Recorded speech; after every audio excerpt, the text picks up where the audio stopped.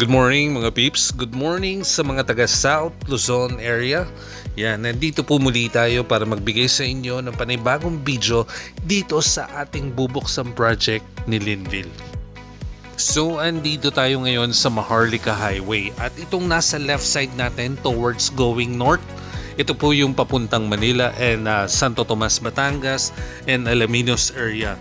So ito namang papuntang south, ito po yung going to San Pablo City proper at papunta rin po ng Quezon area.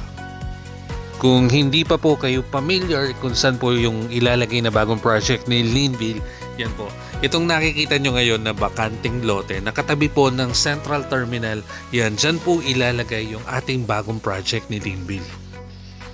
Very much accessible po itong bagong project na bubuksan ni Linville, lalong-lalo na kapag natapos itong project ng TR4. Ito po yung magdudugtong sa ating South Luzon Expressway. Yan, kung dati 1.5 hour bago tayo makapunta ng Manila, ngayon ay possible maging less than an hour. Nandito na tayo sa San Pablo City. At kung magiging taga San Pablo ka na mga peeps, yan, napakalapit lang natin dito sa mga kalapit bayan natin, lalong-lalo na itong Lipa City. Nasa 30 minutes drive lang, nasa Lipa ka na. At alam nyo rin ba mga peeps na 1 week sineselebrate ang piyesta dito sa San Pablo City? Kaya pihado, mag-enjoy kayo kapag dito na kayo nakatira sa San Pablo City. Isa pa namin pinagmamalaki dito sa lugar namin itong Sampaloc Lake. At alam nyo ba na itong bundok na nasa harapan po ng ating Sampaloc Lake, ito po yung Mount Banahaw. Sagana ang San Pablo pagdating sa yaman ng kalikasan. Karamihan ng mga na-encounter kong client na galing ng Manila, yan, napakalaki nga daw ng diferensya pagdating dito sa ating mga bilihin. At ang isa pang gustong-gusto nila dito, yung nakakalanghap na sila ng sariwang hangin. At alam nyo rin ba mga peeps na meron tayong 7 lawa dito sa San Pablo. Kaya nga, binansagan ng San Pablo na City of 7 Lakes. Isa pang nagustuhan nila dito sa San Pablo, malayo tayo sa fault line. Kaya kung meron pa kayong karagdagan na katanungan dito sa bagong project na bubuksan ni Linville, yan, nandyan lang po yung contact number namin sa screen. At ito na nga pala yung bagong private hospital na katapat lang po ng SM San Pablo. Ito rin po yung kahilera po ng bagong project na bubuksan ni Linville.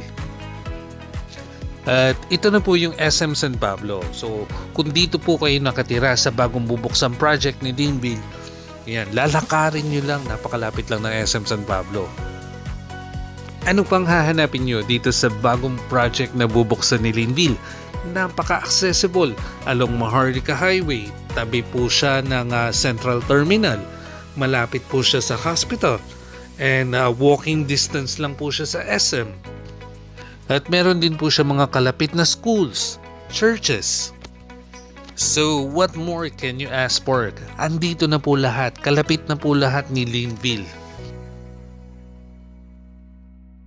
And aside from that, ang importante, yung affordability ng ating unit.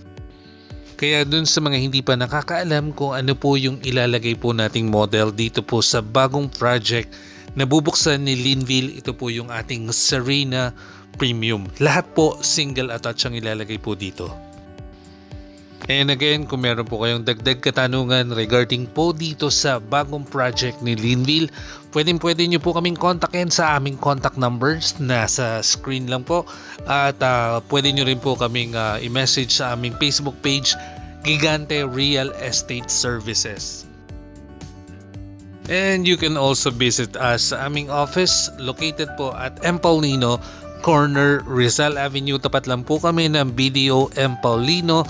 At katabi lang din po kami ng MS Moda dito po sa 2nd floor. Kung nagustuhan nyo mga pips itong aking ginawang video dito sa bagong bubuksang project ni Linville, paki-like, share, and follow na rin po ng aming Facebook page. And at the same time, ganun din po yung sa aking YouTube channel, paki-like and subscribe na rin po. And Pakihit na rin po ng notification bell para lagi po kayong updated sa mga gagawin kong videos kagaya po nito. Paano mga peeps? Have a happy weekend!